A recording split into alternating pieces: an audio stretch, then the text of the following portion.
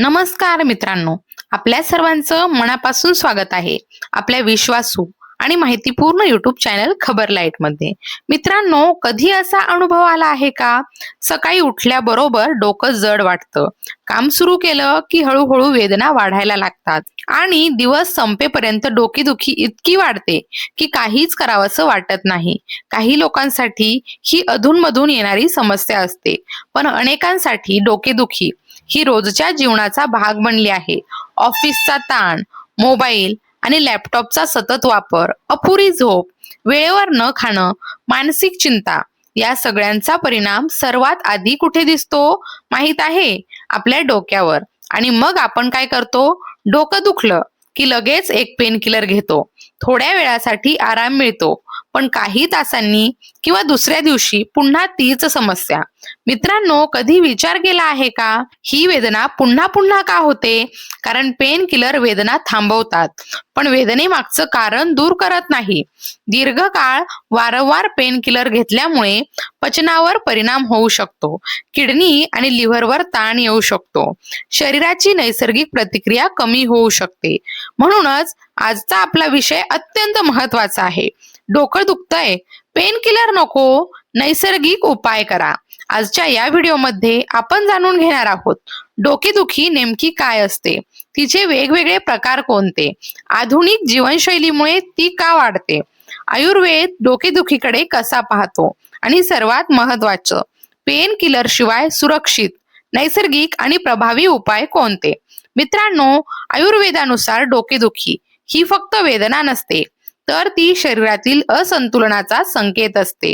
जर आपण शरीराचे संकेत वेळेत समजून घेतले, तर औषधांवर अवलंबून न राहता नैसर्गिक पद्धतीने कायमचा आराम मिळवू शकतो.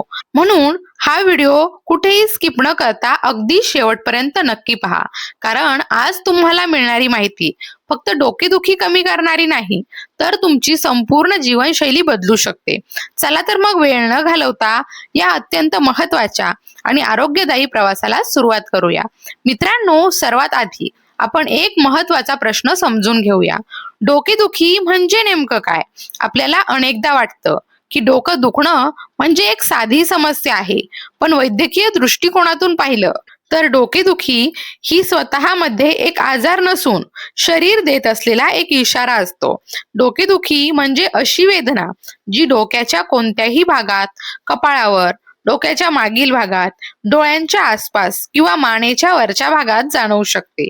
ही वेदना कधी हलकी असते, कधी दाबल्यासारखी वाटते, तर कधी इतकी तीव्र असते की रोजचं काम करणं देखील कठीण होतं. महत्वाची गोष्ट म्हणजे प्रत्येक डोकेदुखी सारखी नसते. वैद्यकीय शास्त्रानुसार डोकेदुखीचे अनेक प्रकार आहेत आणि प्रत्येक प्रकारामागचं कारण हे वेगळं असू शकतं. चला तर मग एक एक प्रकार सोप्या भाषेत समजून घेऊया.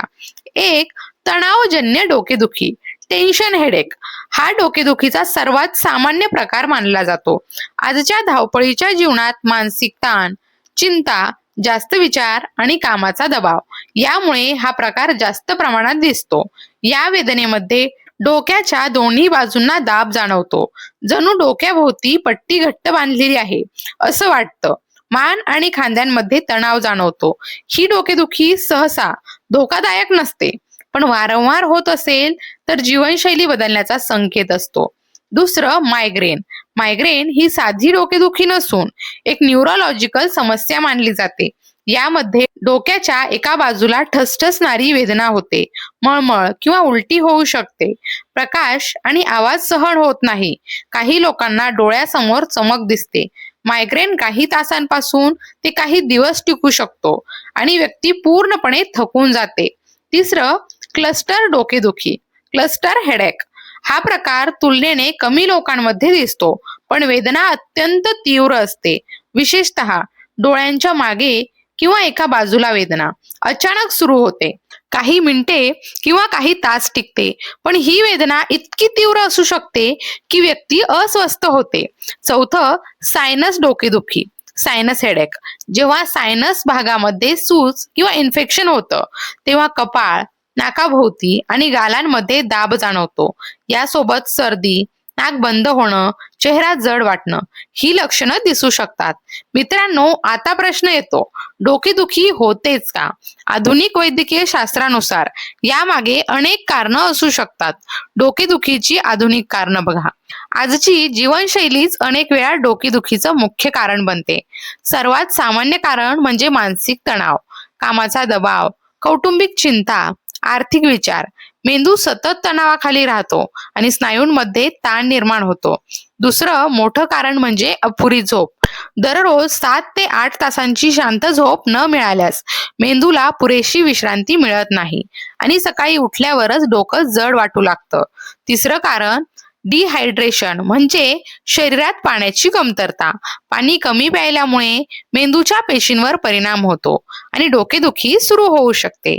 याशिवाय मोबाईल आणि स्क्रीनचा जास्त वापर, डोळ्यांवर ताण, जास्त कॅफीन किंवा अचानक कॅफीन बंद करणे, हार्मोनल बदल, हवामानातील बदल, काही औषधांचे दुष्परिणाम ही सर्व कारणे डोकेदुखी वाढवू शकतात. पण इथे एक महत्वाची सूचना लक्षात ठेवा.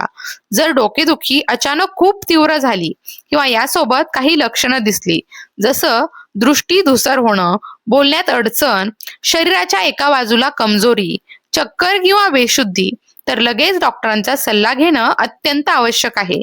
कारण काही वेळा डोकेदुखी गंभीर आजाराचं लक्षण देखील असू शकते. मित्रांनो, आजकालची जीवनशैलीच डोकेदुखीची सर्वात मोठी कारण बनली आहे. सकाळी उठल्याबरोबर मोबाईल, दिवसभर स्क्रीन, कामाचा ताण, वेळेवर न खाणं, उशिरा झोपणं ही सगळी छोटी वाटणारी सवय शरीरावर हळूहळू परिणाम करते. डोकेदुखी शरीराचा वॉर्निंग सिग्नल. डोकेदुखी ही शत्रू नाही, ती आपल्या शरीराची इशारा देण्याची पद्धत आहे. शरीर सांगतं, मला विश्रांती हवी आहे, माझं संतुलन बिघडलं आहे, जीवनशैली बदलण्याची वेळ आली आहे. पण आपण काय करतो? एक गोळी घेतो, दुखणं थांबतं, पण कारण तसंच राहतं आणि म्हणूनच काही लोकांना डोकेदुखी पुन्हा पुन्हा होते. आयुर्वेदाचा दृष्टिकोन. आयुर्वेदानुसार डोकेदुखीला शिरसूल असं म्हटलं जातं. आयुर्वेद सांगतो, शरीरात वात, पित्त आणि कफ हे 3 दोष संतुलित असतील तर आरोग्य उत्तम राहतं. जेव्हा हे दोष असंतुलित होतात तेव्हा वेदना निर्माण होतात. एक वातजन्य डोकेदुखी, मॉडर्न लाईफस्टाईल हेडेक. ही डोकेदुखी आज सर्वात जास्त जाणवते कारण जास्त विचार, तणाव, झोपेची कमतरता, जास्त प्रवास, उपाशी राहणं. लक्षणं ठसठसणारी वेदना, मानेत ताण, चिंता, झोप न लागणे. उपाय काय? तर गरम अन्न खा, तुपाचा वापर करा, रात्री उशिरापर्यंत जागरण टाळा आणि डोक्याला तेल मालिश करा. दुसरं पित्तजन्य डोकेदुखी, हीट रिलेटेड हेडेक. ही डोकेदुखी शरीरातील उष्णता वाढल्यामुळे होते कारण तिखट पदार्थ, उन्हात जास्त फिरणे, राग आणि स्क्रीन एक्सपोजर. याची लक्षणं डोळ्यांमध्ये जळजळ, कपाळात वेदना, प्रकाश सहन न होणे. यावर उपाय म्हणजे थंड प्रकृतीचे अन्न खा, नारळ पाणी प्या, चंदनाचा लेप लावा आणि ध्यान करा. तिसरं कफजन्य डोकेदुखी, सायनस टाईप. याची कारणं सर्दी, जास्त झोप, जड आहार आणि लक्षणं म्हणजे डोकं जड वाटणं, कपाळात दाब वाटणं, सायनस ब्लॉकेज होणं. यावर उपाय म्हणजे गरम पाणी प्या, वाफ घ्या आणि हलका आहार करा. जीवनशैली बदल. Permanent solution. मित्रांनो, औषधांपेक्षा शक्तिशाली उपाय म्हणजे दिनचर्या. दररोज 7 ते 8 तास झोप आवश्यक आहे. झोपण्याआधी मोबाईल बंद करा, शांत वातावरण ठेवा आणि हलकं वाचन करा. त्यानंतर पाणी. डिहायड्रेशन ही डोकेदुखीची मोठी कारण आहे. दररोज 8 ते 10 ग्लास पाणी प्या. स्क्रीन नियम 20-20-20 चा रूल. दर 20 मिनिटांनी 20 सेकंद 20 फूट दूर बघा. डोळ्याचा ताण कमी होतो. घरगुती नैसर्गिक उपाय. आलं. आल्यामध्ये सूज कमी करणारे गुणधर्म असतात. आल्याचा चहा, आल्याचा रस मायग्रेनमध्ये उपयोगी ठरतो. तुळस. तुळशी शरीर शांत करते. तुळशीचा चहा, पाने चघळणे हे करून बघा. ब्राह्मी. मेंदू शांत करते, तणाव कमी होतो आणि स्मरणशक्ती सुधारते. अश्वगंधा. नॅचरल स्ट्रेस रिड्युसर, शरीर रिलॅक्स करतं. पंचकर्म उपचार. शिरोधारा. कपाळावर औषधी तेलाची सतत धार सोडली जाते. याचे फायदे: मायग्रेन कमी होतं, मानसिक शांतता वाढते, गाढ झोप लागते. नस्य. नाकाद्वारे औषधी तेल. याचे फायदे: सायनसवर आराम मिळतो आणि डोकेदुखी कमी होते. नैसर्गिक तेल उपाय: पुदिना तेल थंडावा देतं. चंदन लेप पित्त शांत करतं आणि ब्राह्मी तेल रिलॅक्सेशन देतं. योग आणि प्राणायाम: अनुलोम विलोम मन शांत करतं. भ्रामरी प्राणायाम मेंदूला व्हायब्रेशन रिलॅक्सेशन देतो. भुजंगासन मानेचा ताण कमी करतो. वैज्ञानिक दृष्टिकोन: आज आधुनिक संशोधन देखील सांगतं आल्यामध्ये अँटी इन्फ्लेमेटरी गुण असतात. ब्राह्मीमध्ये स्ट्रेस रिड्युसिंग प्रभाव असतो. म्हणजेच प्राचीन आयुर्वेद आणि आधुनिक विज्ञान दोन्ही एकाच दिशेने संकेत देतात. आता डॉक्टरांकडे कधी जायचं? जर अचानक तीव्र वेदना, दृष्टी बदल, बोलण्यात अडचण, शरीर सुन्न झालं असेल तर त्वरित डॉक्टरांचा सल्ला घ्या. मित्रांनो, डोकेदुखी ही फक्त वेदना नाही, ती आपल्या जीवनशैलीचा आरसा आहे. पेन किलर तात्पुरता आराम देतात, पण आयुर्वेद शरीर संतुलित करतो. जेव्हा शरीर संतुलित तेव्हा मन शांत आणि डोकेदुखी आपोआप कमी. आजपासून छोटा बदल करा. वेळेवर झोपा, शांत मन ठेवा, नैसर्गिक उपाय वापरा आणि स्वतःला निरोगी आयुष्याची भेट द्या.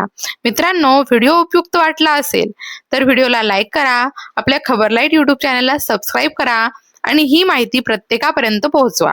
मी पुन्हा भेटेल एका नवीन आरोग्यविषयक माहितीपूर्ण व्हिडिओसह.